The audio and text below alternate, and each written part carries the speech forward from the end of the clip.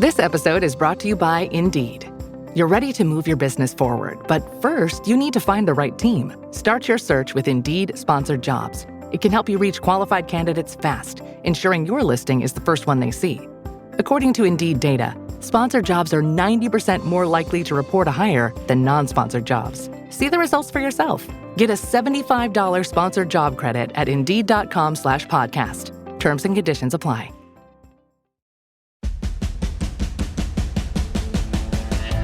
Welcome to What She Said. I'm Candace Sampson, and this season is a reset.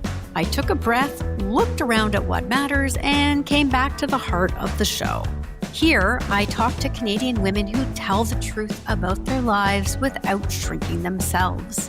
What She Said is a place to push, question, laugh, vent, and shine a light on the things women face every single day in this country.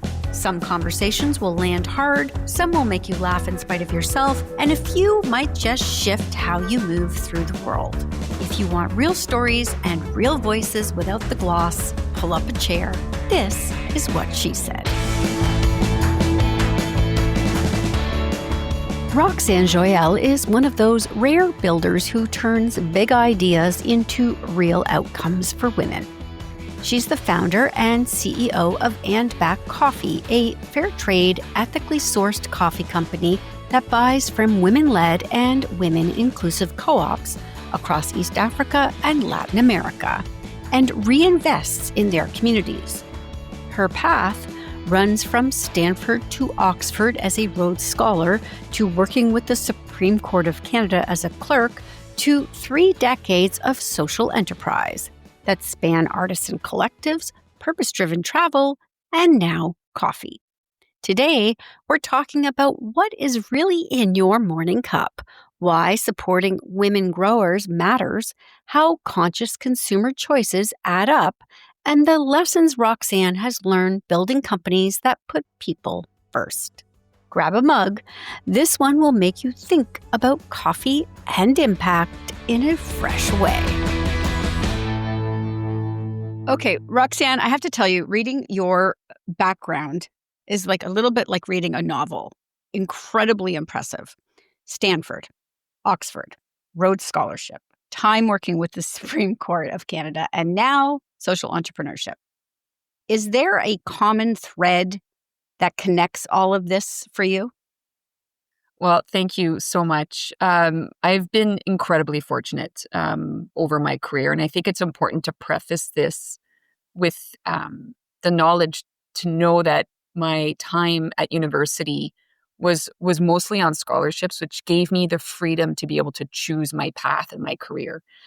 So I ended up studying international relations as an undergraduate, and I went on to England to study law. But that was possible because of the generosity of others, which then gave me the ability to choose and pursue a career about which I'm incredibly passionate, which is the empowerment of women. And so I understand that if others, educate themselves through 2 degrees, sometimes you come out with a significant load of debt, and you need to be able to pay that off. And sometimes you need to take on like different types of work. I just really firmly believe that whatever circumstances in which you find yourself, if you can maximize that opportunity, there's always like these teachable nuggets. And so I think the thread of continuity, what I would say is that in every situation in which I found myself, I just considered everything a little bit of a buffet, so to say, and then, opportunistically in a positive way and enthusiastically served myself up with some opportunities to just really maximize that time in my career. So it's been awesome. But with, as they say, responsibility comes duty. And so my job is actually to be able to give back. And I've just been really lucky that over time I've been able to align both my inner purpose with this idea of the outer purpose. So bring alignment to what I really care about into my work every single day. So I'm curious, did you have a very conscious path in your mind of where you wanted to go? Or did you find that sort of the paths were just naturally opened up for you and it just sort of moved you along? Well, thank you for asking. So I actually firmly believe in this adage, the hindsight is 20/20. That is true. So when you look back, you understand that the path that you have taken has taught you things along the way. And what I really love to share is to say some things teach you what you love and some things teach you about what you don't love and what you don't want to do again. So then when you find yourself in that scenario and you're like, ooh, this is not something that I'm terribly passionate about, this is when you need to reach out to that wonderful network that you've built to say, hey, listen, I'm going to be undertaking this task. This is something that I'm not great at or something that I don't really enjoy. Did you want to come and do this with me? But I actually firmly believe, to your point, and we don't know it at the outset, but Right. there is a reason for everything. And then my job and what I've done is that in every scenario in which I find myself, as I mentioned earlier, is what can I learn from this experience? And then what can I take with me forward? And actually, candidly, what can I leave behind? What doesn't serve me? And kind of move on from there. But there's no doubt in my mind that there's luck, there's timing, there's circumstance. But I just really encourage people to just really be in the moment and just think about like, what teachable nuggets can I take with me? Can I take from this experience that I'm currently having? Right. Even if it's not the greatest experience, there's still something to be learned from that moment. 100%. And if I can just expand upon that for just 1 second, in a previous career, and we'll talk maybe a little bit about that later on, is I had the incredible privilege of working with about 2,000 women artisans around the world, creating these magnificent little beaded bracelets that made their way out into the world. And the whole idea was to leverage gifts and skills of women in various communities around the world and to connect that to the global market. Now, these little bracelets, which are called Rafiki bracelets, and very thrilled to see that about 6 million of these little bracelets made their way out into the world. I learned a lot about retail. And when I had an opportunity to go back into the social enterprise space post-pandemic, I had a little list of like things I'd love to do again and things I don't want to do again. And so even from like that amazing experience, there was like some really amazing moments. And then there were some moments where I like to say like the tail was wagging the dog, so to say. And Right. in revisiting a second aspect of my career, which is now in the space of woman-powered coffee, I was very deliberate about the path that we would take, having learned from a previous experience. As you've mentioned, you've spent more than 30 years empowering women around the world with 6 million bracelets going out. That's incredible. Was there a moment that you first realized that this would be your life's work, this empowerment of women?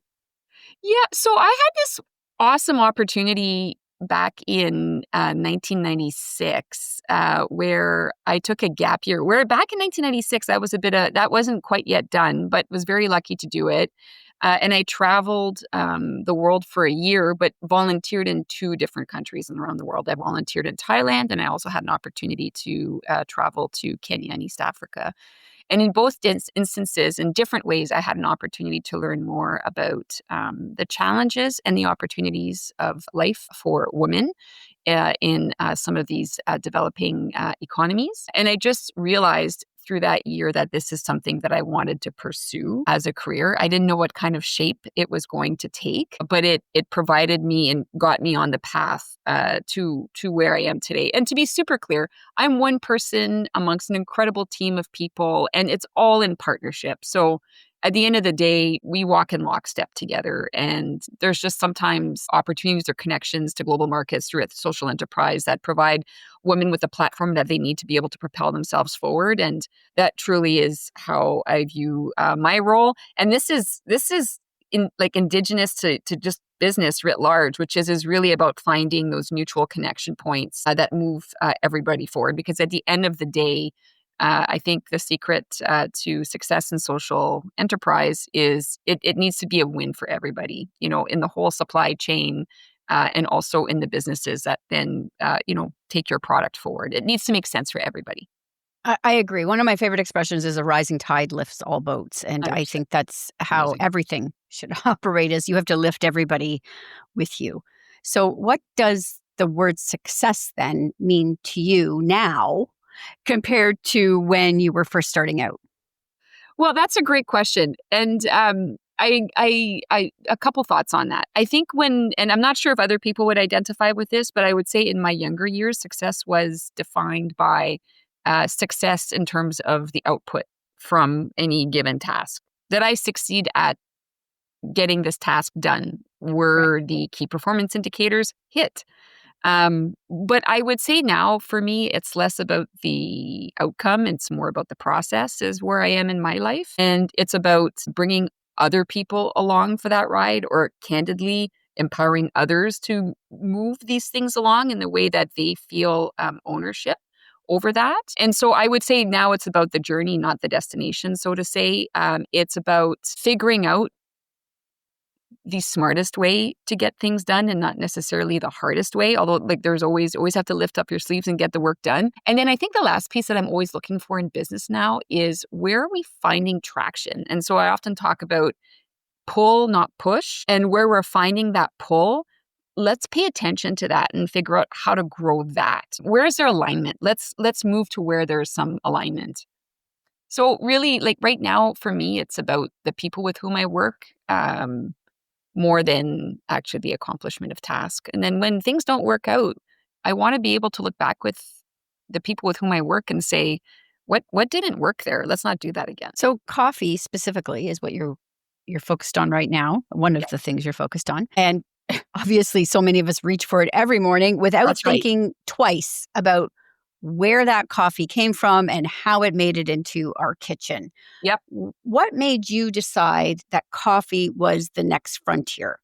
Okay. Well, thank you for asking. So this is obviously a huge passion project of mine. I'm the founder of like a woman-owned, woman-grown coffee brand called Andback Coffee. And it's really about sourcing coffee from woman-led and women-inclusive cooperatives around the world and reinvesting back into these communities and coffee-growing communities so that we can see women thrive. I just feel very passionate about this because it's not just the nice thing to do, it's the right thing to do, because we know that for every dollar a woman earns in the global south, 90 cents of that will go to her kids, her household, and her community. So we just know that this just makes a lot of economic sense as well. And so coffee, how did we get there? So from this amazing little project with the beads, I like to say from beads to beans, it was an opportunity to, again, launch myself into a so-called second career post-pandemic. As you can imagine, in the pandemic, the first thing that people did not reach for was more Rafiki bracelets. People had other preoccupations.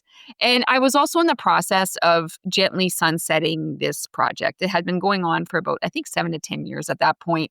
The tail was starting to wag the dog a little bit, as I mentioned earlier on, whereby it was just getting so big that we were starting to stray a little bit from the initial brief, so to say. And the whole point of the project with the bracelets was really to provide women with financial literacy training that they needed during the time of their work so that they could redeploy their earnings to be able to launch micro enterprises in their community. And we got there.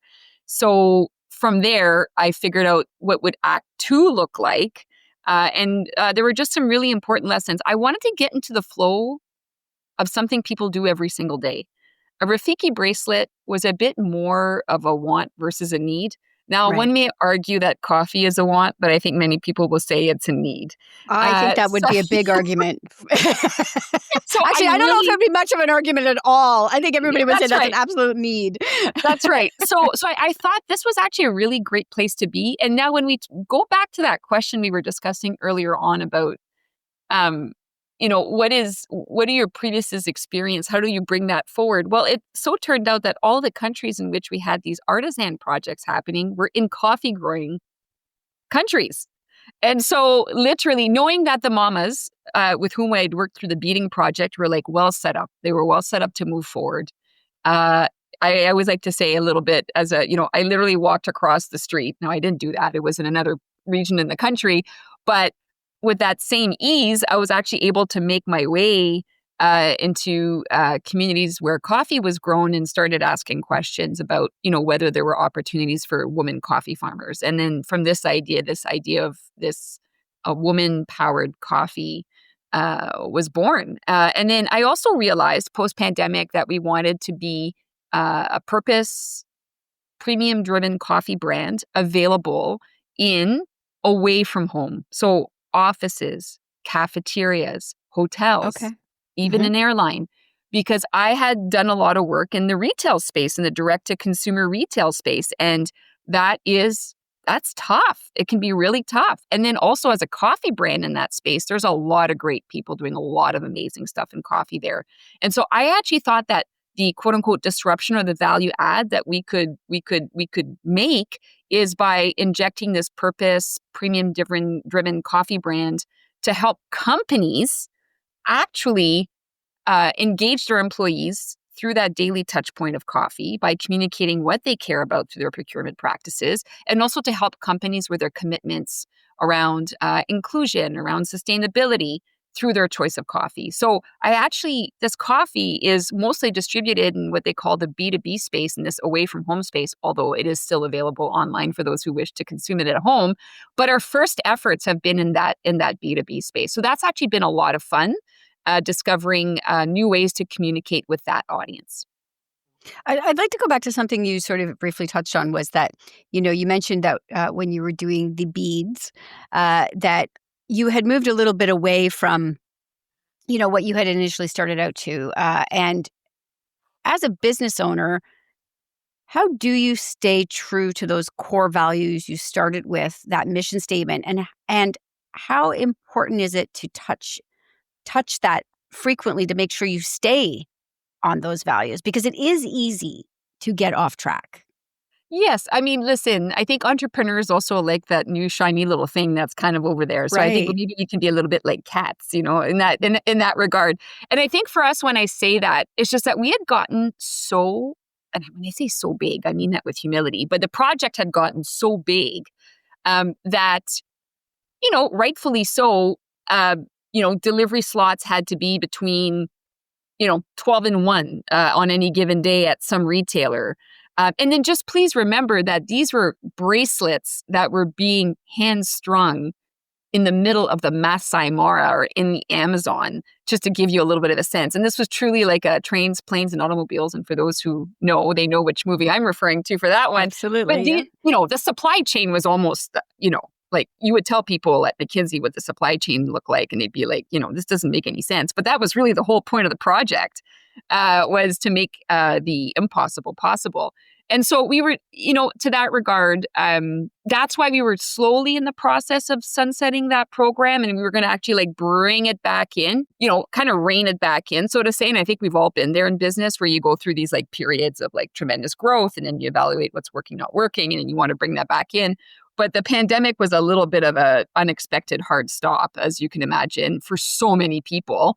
And it was for us as well, like from a place of, it really, these little bracelets did really performed very well in brick and mortar scenarios. We can all agree that brick and mortar was not really happening during that time. People were really preoccupied by the necessities of life. And frankly, the mamas who were all making this product were also mandated to be staying at home. And so it also made the production of that very difficult. So, feel very blessed at the end of the day that the project was conceived as a means to an end, which was to empower women to be able to go on into their second careers as small business owners, or to figure out how to redeploy their earnings to be able to service their families. And really, the pandemic just gave me this blessed second chance to do this again and to do it differently. And so I feel so lucky. Every day I feel so lucky that I get to do this every single day. Doesn't mean every day is perfect. But at the end of the day, my girls definitely feel like I jump out of bed in the morning, because I also get to start my day with a cup of coffee. So there you go. Excellent. So let's talk about the coffee then, because how does it support women growers, and what does that look like in practice? Yeah, so I was very mindful about the framework for this coffee project. And again, because this was going to be a B2B project, I was really tailoring the structure of this coffee program to that business company audience. So I think that's just, beginning with the end in mind, is that the consumer was going to be a company who was supplying this coffee to employees or to guests or to stakeholders, versus being a kind of a retail first offering. And so what I wanted to do is ensure that this product really met the needs of our intended audience. And so the first thing was to give it an underlying framework, which are the United Nations Sustainable Development Goals. A lot of companies have framed their actions around that. And so for us, the big ones that we love to promote through our work is the promotion of gender equity, the promotion of responsible consumption and production, also sustaining life on land, and ending poverty through dignified work. And so that is kind of the framework through which we do all of our work at Andback Coffee. And then from there, how do we deliver on this like woman-owned, woman-grown promise is basically through this trifecta of responsible sourcing, being mindful of the planet, and giving back. And so what I would say is that we have a very special partnership with Fair Trade to help us in countries identify specific cooperatives that prioritize the social and economic inclusion of women. And so that is the first way that we connect with women coffee farmers is by ensuring our supply chain is sourcing from woman-inclusive co-ops. So that's the first thing that we do to make sure that they're earning funds and ensuring that the women who earn this money are able to keep it and also are able to redeploy those funds in a way that they best see fit. And we can talk a little bit about what that looks like. The second thing is being mindful of the planet for us is very important. I mean, for like obvious reasons. But at the end of the day, I think one thing we haven't all thought about is the possibility of life without coffee. Slightly terrifying. Certainly I've something thought that about it. Can't grow here in North America. Yeah. Again, for those who may not know, it grows along the equator is where most of the world's coffees are grown. And there's been adverse impacts to coffee growing due to climate change. And then the other thing is that if it's not a dignified and prosperous way to be able to earn a living, farmers will turn to other things to grow. And so we need to ensure that people feel like they have a future in coffee farming so that we can continue to enjoy coffee. And then I'd say the last thing is about reinvesting back into coffee growing communities, specifically in projects that help to empower women coffee farmers, but also their allies, to be super clear. And so we invest in a series of, and I really do say invest, in a series of grassroots programs and initiatives that help women with agricultural financial literacy training so that they can actually build their profit and loss statements for their farm and for their household so that they know, like, is it worth their time to be able to pursue this path and to do all their budgeting for their households. And also agricultural, not just literacy, but also growing training so that they can actually increase the quality and the quantity of coffee that they're growing so that they can actually earn a higher revenue from their work. Because like anything else, the way to which you tend to coffee trees or coffee bushes can make an impact about the output of what the coffee cherry looks like in the end and how much you'll earn from it. In addition to that, we invest in a bunch of other environmental projects to just ensure that the environments in which coffee is growing is harmonious with the environment. We're particularly passionate. We sponsor an indigenous bee project in Ecuador. So there are beautiful little bee hotels everywhere that bees can check into and then also do their big job pollinating all day long before they head back for a little rest. So that's just a little smattering of the investments that we've made through Andback Coffee. And then just having an opportunity to visit these cooperatives, visit these women, visit these projects, and really capture their stories and then bring that back to the consumers so consumers can really connect to that cup of coffee.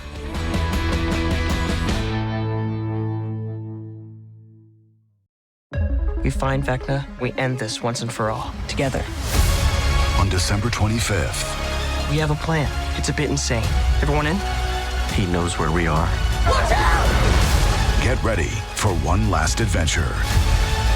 We stay true to ourselves. Stay true to our friends, no matter the cost. Found you. Stranger Things, Season 5, Volume 2 begins December 25th, only on Netflix. When the holidays start to feel a bit repetitive, reach for a Sprite Winter Spiced Cranberry and put your twist on tradition. A bold cranberry and winter spice flavor fusion, Sprite Winter Spiced Cranberry is a refreshing way to shake things up this sipping season. And only for a limited time. Sprite, obey your thirst.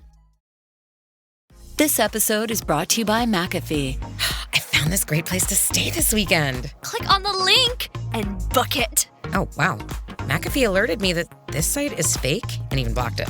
Cybercriminals create fake sites to steal your passwords and financial data. McAfee identifies and blocks these sites to keep you safer online so you can book your trip without worry.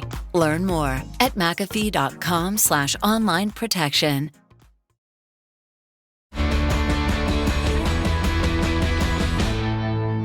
So you mentioned that, climate change obviously is a huge hurdle for women in this industry. Yeah. But what are some of the other challenges that they face in the industry? Because, I mean, the patriarchy knows no bounds. What are they up against in these countries as women growers? Yeah.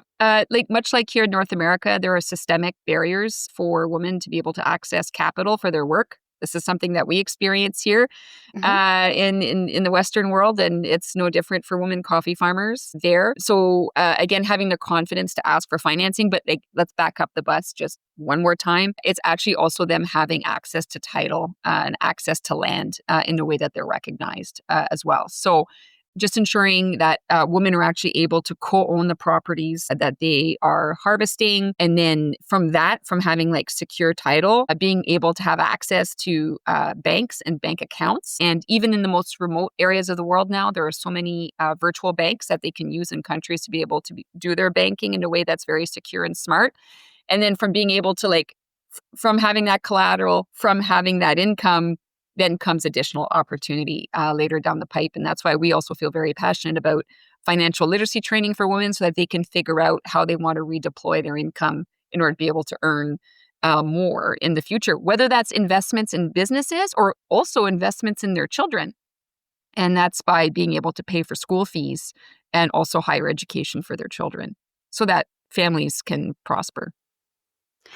In the West, we buy a lot of things without thinking about what we're buying and what goes into it. And, I think about my Apple phone occasionally and get riddled with guilt, and so there is a dark side to these things. And so can you share a glimpse of what the dark side of coffee looks like, what most consumers don't see or think about when they are grabbing their coffee in the morning? Yeah, I think there's an opportunity for us to think a little bit more about the coffee that we're drinking and where it comes from. And coffee is an agricultural good. It's like a banana. I don't think we think about coffee in that way. I think we think about it more like a widget or a doorstop because it's there every single day. And the way in which it's sold feels more, to a certain degree, like a bag of chips, I think, than it does feel like you're in buying oranges or you're buying bananas. So I do think there's something that we need to talk about there a little bit, which is it's an agricultural good, number one. And we know that things in agriculture are not guaranteed. There's so many things that we can't control. And therefore, there will be variance in what we get for coffee. So I think we just need to be prepared that in order for us to be able to support prosperous future for coffee, we really need to ensure dignified work for the farmers who are growing it. And the best way in which to do this is to ensure that farmers are earning maximally from the coffee that they're growing. And one of the very easy ways that you can do that is through responsible sourcing. And so by choosing a coffee that is responsibly sourced, and it can be any coffee that's responsibly sourced, you can actually trace back to what that farmer has earned for that coffee. And for us, and I say it, I've said it so many times, but I truly believe this, is that we want to create dignified and prosperous futures in coffee farming. We all enjoy coffee. We just need to make sure that the people who grow coffee also have an opportunity to benefit from it as well. Do you think consumers are becoming more aware, or are we still a long way off from real accountability in how we buy and consume? I talk about this often with people in my community about how it is exhausting to be an ethical consumer. And I might add, impossible. So you do need to pick and choose. So where do you think we are in this conversation?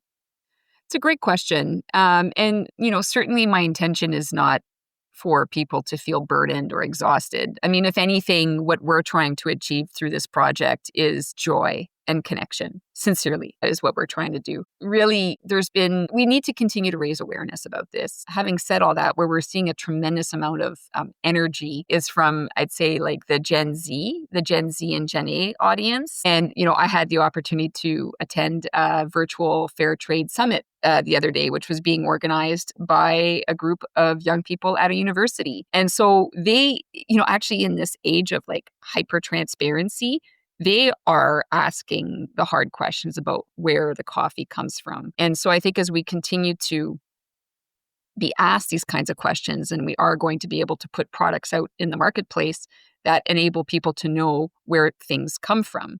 Having said all that, I need to really acknowledge a few really important things. Sometimes there's like a gap between what people say and what people do, but sometimes there are constraints too to people's budgets and trade-offs and all these kinds of things. And so at the end of the day, life is short.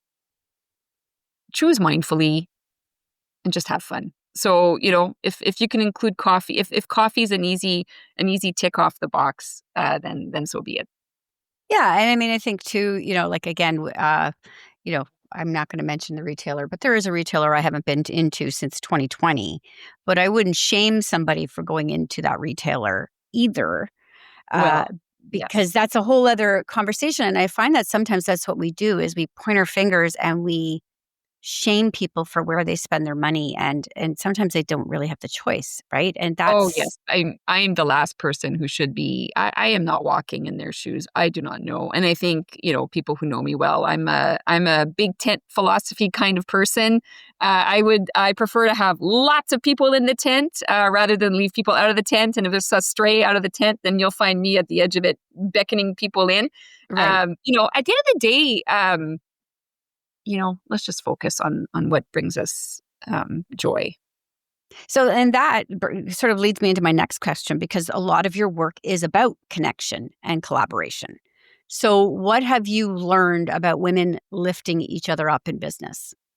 Okay, so the first one is I feel very passionate about this. I have not experienced this thing that people have spoken about, which is women, trampling on each other within the workplace. That has not been my experience, and I have feelings on that too. Maybe we'll come back to it. That has not been my experience at all, and really kind of wonder where the source of that comes from. But anyway, exactly.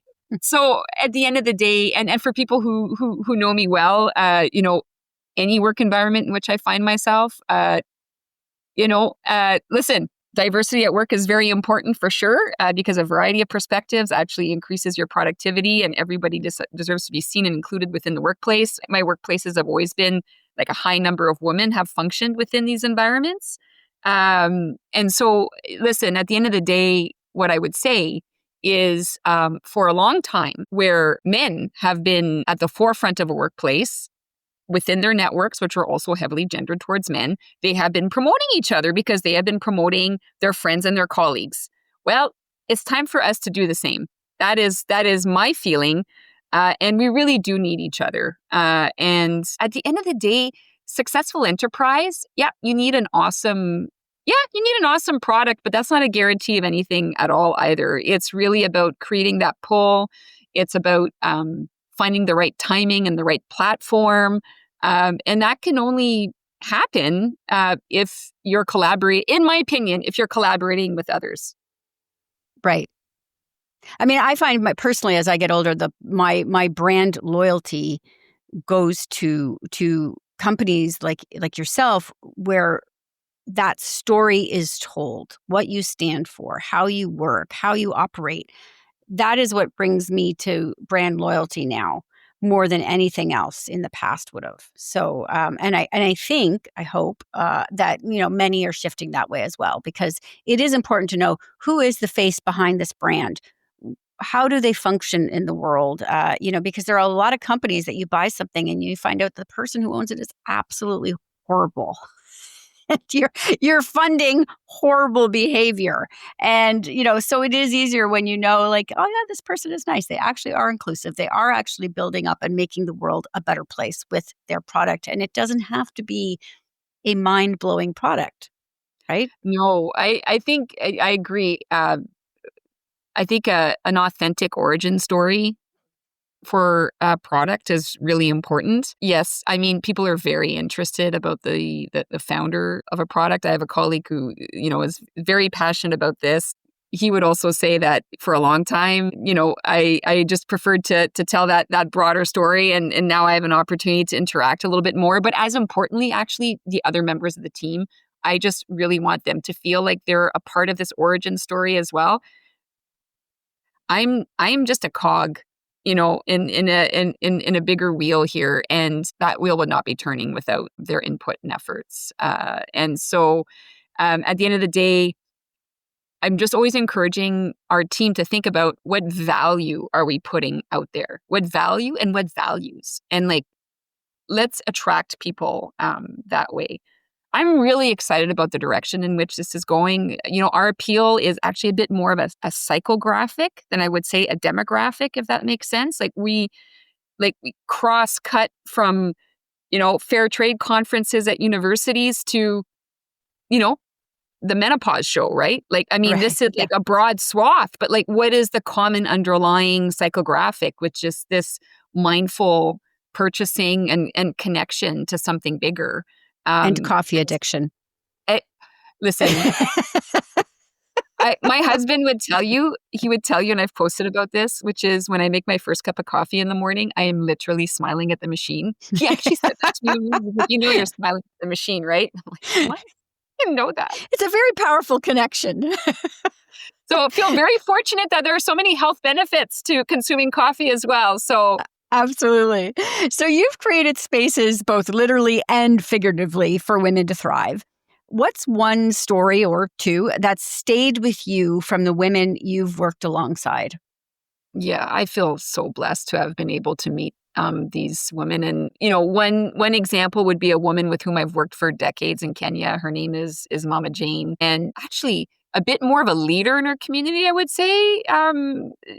So just really amazing through the Be Ding project that I did, for example, to see this woman participate in that project, but then actually go on from there to run for local office. Oh, amazing. And to organize women regionally, and to also start a fairly large business, dairy business in the area. So, when given access to opportunity, people can move forward. So I often talk about it's not a handout, but a hand up, which is something that, in business we're all looking for, is that next opportunity that can actually provide that next step. But in addition to working with women in the field, it's also the colleagues with whom I've had a chance to work over time as well. Other colleagues who are maybe more in the administrative aspect of what we did. And so I have a wonderful colleague with whom I worked for a number of years in Kenya, who ended up making a family in that country. So she's not from Kenya originally, but ended up meeting someone there and having a family there, and now actually started her own socially responsible clothing line with a number of brick and mortar stores. Has just actually gone on to just do amazing things. And I'm her number one fan for sure.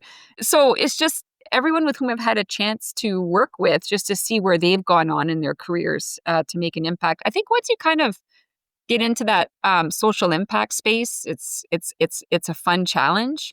Having said that, any opportunity to work in any other industry, you can always bring back those nuggets of wisdom and then bring that back as well. Because if you're in social enterprise, it's still very competitive. At the end, you need to perform like any other product.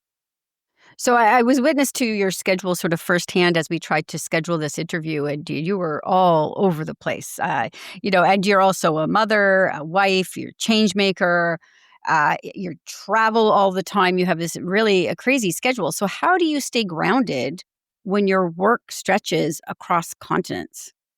Well, a few thoughts on that for what it's worth. It's certainly never perfect. But I have a couple of some key rules here, if that makes sense. If the kids are able to, I do bring them along with me and with us for extended periods of time. And this is normally during the summer. So if we are having to travel for work during the summer, then I will bring them with me and then just give them the opportunity to have these experiences as well, while keeping up with their studies and all these other things that are also very important. But an important moment of pride for me, for example, is that my eldest daughter, who's now 14, when she was a baby, I used to bring her into the community where we would work with the women who were doing the bead work. And in Kenya, women are incredibly warm and very comfortable with carrying children and raising families. And so often my daughter would, the mamas would greet her and kind of take her around. And it was really touching. Just post-pandemic, I had an opportunity to return with her to that community. And the greeting she got was Yeah. Just amazing. I could see you're getting a little emotional about that. It was super cool. It was But super those are cool. the moments that matter. Just grown, just like any other, Yes. woman, you'd be like, oh, your child's grown so much. So that was just really a tremendous amount of fun. So that's the privilege of all privileges. The other two key rules I would say are home is where my children are. So wherever we are, I boot it back home as quickly as humanly possible. There's not a ton of lollygagging that happens when we're on the road.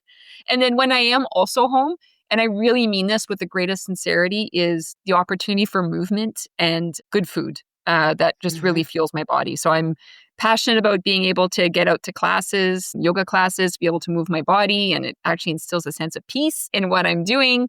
Also stretches the muscles when you've been kind of hunched over like this on a plane for quite some time. And then food, I think just like this idea of food as good fuel for your body and for your brain is something that I'm super passionate about, and I'm kind of making that journey on that as well. So I have to ask, of course, what is your coffee ritual? Okay, I'm actually very passionate about this. So just hear me out for 20 seconds. So I've been experimenting with this. So, okay, let me begin with the best coffee is the one you love to drink. That is number one. So let us begin there. So for me, what I've been experimenting with, for those who are perhaps a little bit curious, is start with a great base, the base you love the best. And what I've been experimenting with is bulletproof coffee, which is in the morning, you mix your coffee with MCT oil and ghee or butter, and you put that in a little NutriBullet and you whip that up, and you basically get a fat bomb with a little bit of caffeine, which really fuels your brain and actually doesn't break your fast. So that's bulletproof coffee. And if that sounds like too much work, there's also these powders available that you can then add to your coffee as a creamer. So that's actually, I'm really exploring the functional benefits of coffee. And then the other one I literally am just trying now is also adding collagen to my coffee. There's all these trends out there. I think it's important for me to try them and to understand what's happening out there. Can I just say all of these items are tasteless? So I was giving that collagen a try, and I was surprised by how neutral it was. So that's actually a great way to jazz up your coffee routine. Having said that, if I'm at a great cafe, the ultimate indulgence is a flat white. Must recommend it. Give it a try once. It is small, but it's very good. So if you could go back and give your younger self any advice, what would it be? I would borrow the words of my youngest daughter and say, trust the process. Now, having said that, if I look back, I wish I could have told myself to ease up just a little bit, not to take things as seriously. But again, as we've said earlier on today, hindsight is 20/20. I would just implore people to maximize the opportunity in which they find themselves in. So I'm definitely a lean in, not lean out, if I can be very candid with you. And from there, all will unfold. And I believe that the path, however sometimes difficult it can be, is a teachable moment. And if we can just take that series of nuggets that we've learned, it will obviously take us in the right direction. So trust the process. So you've mentioned that you are B2B, but I had your coffee on a recent getaway that I ran through my company, Girl Trips. Everybody loved the coffee. So if people do want to, if everyday consumers would like to purchase Andback, can they do that? 100%. As I have shared with the team, we need to be an omni-channel 21st century brand. And so we are available at andbackcoffee.com. You can buy our coffees there. And if you'd like to bring coffee to your workplace or to your office, just send us a little line on the website or email me at roxanne@andback.com. Fairly easy. And we'd be happy to get that set up in your office so that we can all enjoy and share that daily touch point of coffee. So you have your website where people can find more about your origin story and who you work with and the process and so on. Any social media channels people can connect with? Oh, yes. I'm sorry. That's terrible. So Andback Co., you can find us on Instagram. And also we do a lot of communicating on LinkedIn. So feel free to send me a LinkedIn request. As I mentioned, I'm a big tent kind of gal. And this is where we post a lot of our work updates. But at the end of the day, I really appreciate the opportunity to speak a little bit about my journey. Having said that, I just really encourage everyone to find that inner purpose. Our job in life is to find our purpose, and where we can bring that inner purpose and then your outer purpose, which is how do you bring that inner purpose to life outside of your heart, amazing things happen. So I do wish everyone that opportunity to be able to bring those two together. Well, it's been a delight speaking with you today. So thank you so much for joining me, Roxanne. I'm sure we will talk again in the future. 100%. If you enjoyed today's episode, please take a moment to share it with someone who'd love it too. And don't forget to hit subscribe to What She Said with me, Candace Sampson, on your favorite podcast app. It's the easiest way to stay connected. Want more? Sign up for my newsletter at whatshesaidtalk.com to get all the latest updates, and let's keep the conversation going on social. You can find What She Said on Facebook and Instagram, and you'll find me on Threads, TikTok, and Blue Sky at Candace Said. Thanks for listening, and I'll see you next week. I'm Stuart Murray, host of Humans on Rights, the podcast where we dig into the stories that shape our understanding of human rights, one conversation at a time. I sit down with guests who are making a difference, all sharing powerful insights on what it really means to stand up for human dignity, equity, and justice. We cover the issues that matter with honesty, curiosity, and heart. You can listen to Humans on Rights on Apple Podcasts, Spotify, Amazon Music, and online at soundoff.network and humanrightshub.ca. Another Sound Off Media Company podcast.